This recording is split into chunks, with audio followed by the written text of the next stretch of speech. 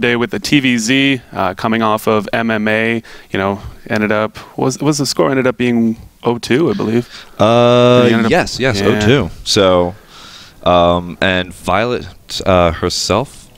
himself, took out Todd earlier 2-0. Yeah, I got to watch that on the main stage. So that was on the main stage, and now we're going to watch LucifroN, who got a walkover first round. He went against Hendrilisk, but Hendrilisk wasn't there, so he didn't really go against anything. So I was really upset to see Hendrilisk didn't show up. I know you yourself are a fan of him as well. I was really disappointed to hear that he wasn't going to make it, because I actually wanted to see if he was going to make a showing with how many amazing players are here this weekend.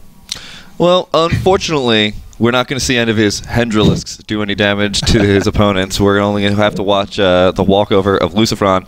LucifroN here, spawning at the left-hand side of Abyssal City as the Green Terran.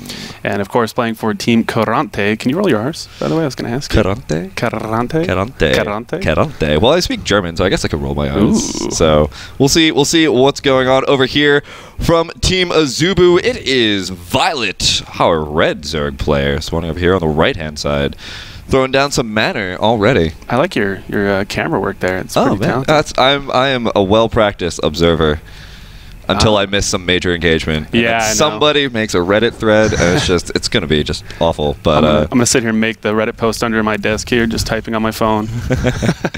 That would be some pretty handy micro work. I mean, I know you're a pretty good StarCraft player, but yeah, being able to cast at the same time as well as doing all the typing for a Reddit post, because God forbid you put down a single mistype or a single grammatical error, they will let you know. I think that would be the end of my esports career for sure. Well, let's talk about the game here. LucifroN already thrown down his supply depot, and we're at the 12, so maybe we're going to see a barracks go down or possibly go straight on into command center first, get that really nice economic advantage over his opponent. This is kind of a long rush distance here, all the way over to the other. Oh, and a little bit of a pause there.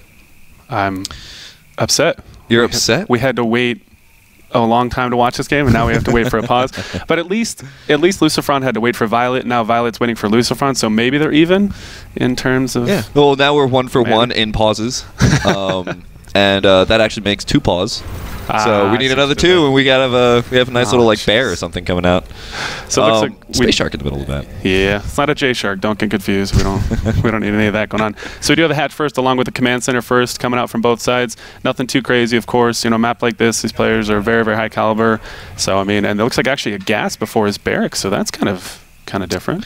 Yeah, well, that will allow him to go straight on into his factory as soon as the barracks starts to go down here, and that's going to be really nice for him. Get those really nice Hellions start popping out and really just do a little bit more damage to the map control of Azubu viOLet. So over here, let's take a look at what's going on over here. Looks like he's just going down for his spawning pool. Do you think he's going to be going for gasless for the most part, or do you think he's going to go straight for that gas? I think he's going to. Well, there's our answer. So I'm gonna go with he's going to get gas. No, I think he's going to go up to a quick layer. We're seeing a lot in the metagame right now. A lot of players are really opting to get a layer as soon as possible. That way they can kind of differentiate their tech. They can either go Mutalisks, they can go Infestors, maybe if they just want to go for primarily upgrades.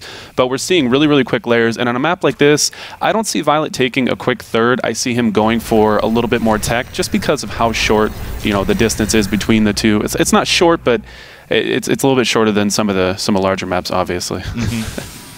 Now, LucifroN actually is going to be joined here by his brother, his younger brother, Vortex, who's actually already here himself. So we have a little bit of sibling rivalry. They always seem to show up at the same tournaments all the time. I mean, there's only so many StarCraft tournaments you can go to, but. Well, and being on the same team as well. But the weird thing is, for some reason, I feel like they always end up playing each other in the middle of the tournament. And I think that'd be so hard to play. Somebody, I'm sure they practice together all the time, so I'm sure they have similar builds, or they use similar builds that they practice one another with. So it's got to be really hard to play against. I mean, you've got mind games in a normal situation, but to play against your practice partner, your brother, probably a really close friend, it's got to be really challenging. Yeah, I feel like it's going to be one of those moments where it's like in the middle of the Roman Senate, and he just looks at him and goes, "Et tu?" Yeah, that's exactly what they think. And actually, it looks like the shark's moving in there. Yeah, that shark, man. There are a lot of sharks here, but a couple of Zergling going to come in here, try and pick off a couple of these SCVs, and they are going to be a little bit successful. They do get one of those SCVs. The rest of the 3 of them are running back home to Mama. The first Hellion on its way out, but not too soon. But we do have 2 Marines that are going to pop out. I really like this from viOLet. He scouted that the barracks was late, and he knew the timing of the gas geyser, so he knew that his opponent wasn't going to have too many Marines out, and as well, playing even a little bit, I don't want to say greedier, but riskier from LucifroN going for the reactor first, so he had nothing on the map. It's nothing crazy, but of course now viOLet does have all that crucial information from his opponent. Right, and speed finishing up here for viOLet, so he's going to get a lot of map control coming out of these Zergling as soon as he starts to pop out a bit more. Right now in the unit counting station, we have 35 drones, 10 more Lings in production right now. As soon as speed finishes, they're going to be popping out. But it looks like LucifroN going for a Cloak Banshee play, as he's already got his Reactor Hellion starting to pump out as well. Yeah, but I don't think it's going to matter because there are 20 Zerglings on the way from viOLet right now. 10 more are in production. 2 Evo Chambers come down, so we might actually see a little bit of pressure coming out from viOLet here. There is no Baneling Nest, no Roach Warren, but there's a lot of Zerglings on the map, and LucifroN does not have a lot to deal with this. He's getting a partial wall going off, but there is still a way to get through there. Oh, there's definitely a way to get through there. And not only that, but there's only 1 Hellion, and he has to line them up perfectly. But here come all of those Zergling. They're going to go in straight for that bunker. They wrap around onto the other side. The other 2 Hellions do come out from the reactor. And now the Zerglings are into the main base. They're going to be chasing off after that 1 Hellion. And it looks like those Hellions will survive. None of the SCVs in the main base will go down. And the bunker is saved here by LucifroN. But still, these Zergling do a good amount of damage and get out. Workers killed 9 right now for Azubu viOLet against LucifroN. I'm going to be honest, I think LucifroN held that beautifully. I thought he was in a little bit more trouble, but the amount of Hellions that he had out in time, and look at this from LucifroN, are actually taking a 3rd base right now, or making a 3rd command center, so he knows that the pressure is not going to come again. Has viOLet started his lair yet? No, he has not. We do have Spore Crawlers going down. He did see the Tech Lab and the Starport, so he's making that perfect response to that. We do have the Hellions still moving around. They did just get a whole bunch of Zergling roasts there. We still have this nice little scouting overlord over the Tiberium silo. I don't know why Command & Conquer references are coming into StarCraft 2, but they will be. I was thinking that at the same time, actually.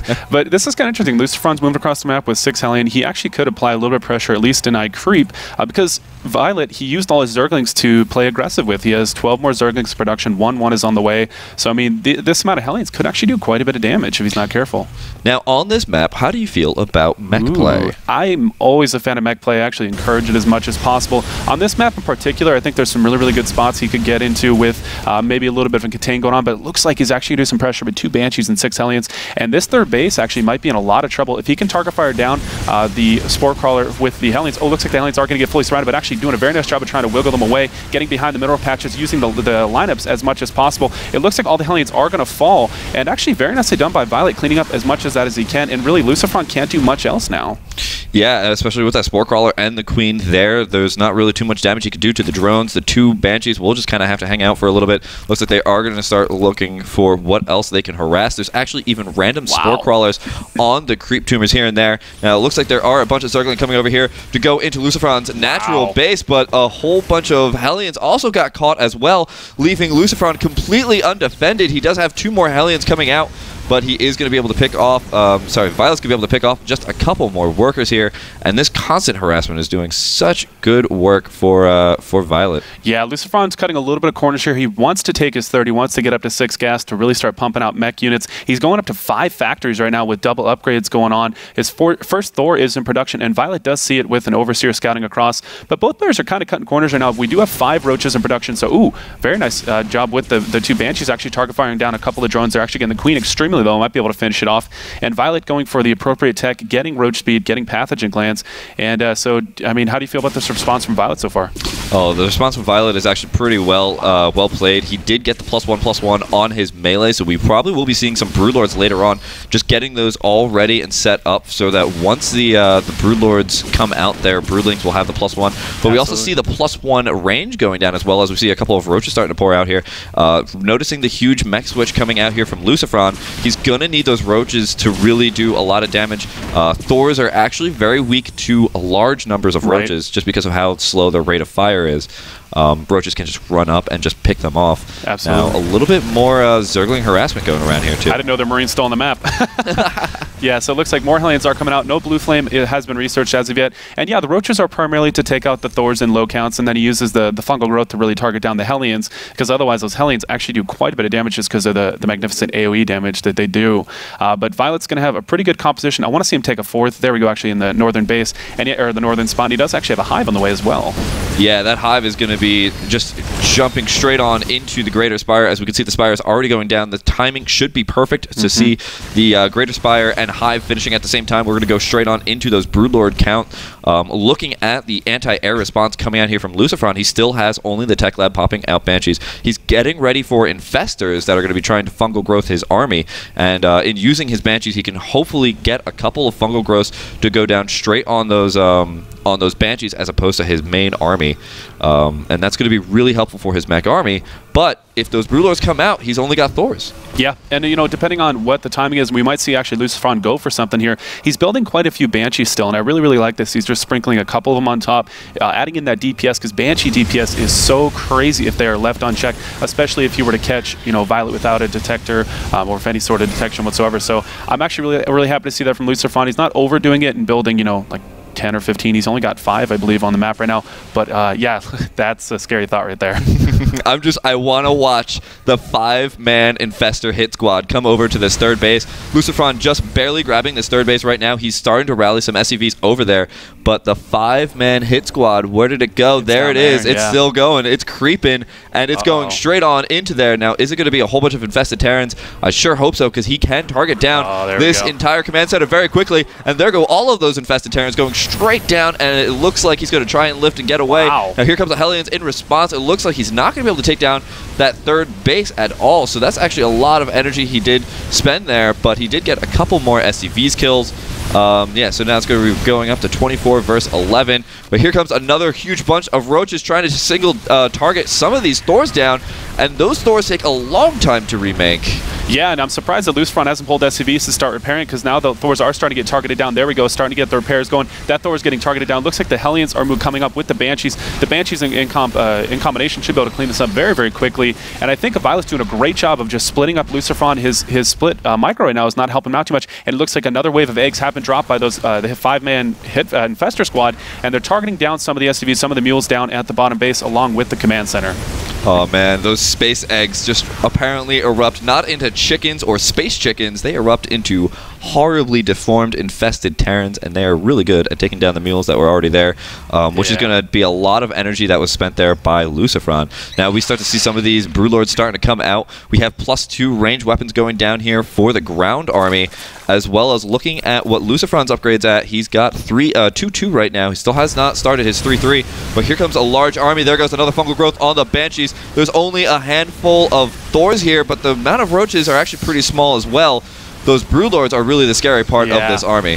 Yeah, I don't think LucifroN has anything to really deal with this. I mean, of course, Thors are able to do damage to the Broodlords, but I don't think it's going to help here. The Broodlords have too many Broodlords, and there's the GG from LucifroN. So Violet taking game 1. Wow, what a game number 1 that was. So absolutely, I can't even believe that that was such a small engagement. And, you know, it's if you really look at that game, it was just a whole bunch of very, very small engagements all over the place. You know, mostly, actually, I should say, LucifroN's natural, but LucifroN's natural in his third. Yeah, Violet did a great job. He split him up. He did, you know, he used good compositions here and there, split up his army. He knew with mech, I mean, what's the downside to it? Well, it's slow. I mean, you have the Hellions, which move very quickly, but the Banshees and Thor, they take a little bit of time to set up. So very well played by Violet. Very well indeed. So it looks like we're going to run to a quick ad before we go into our next game. So once we get the second map set up, we'll be right back.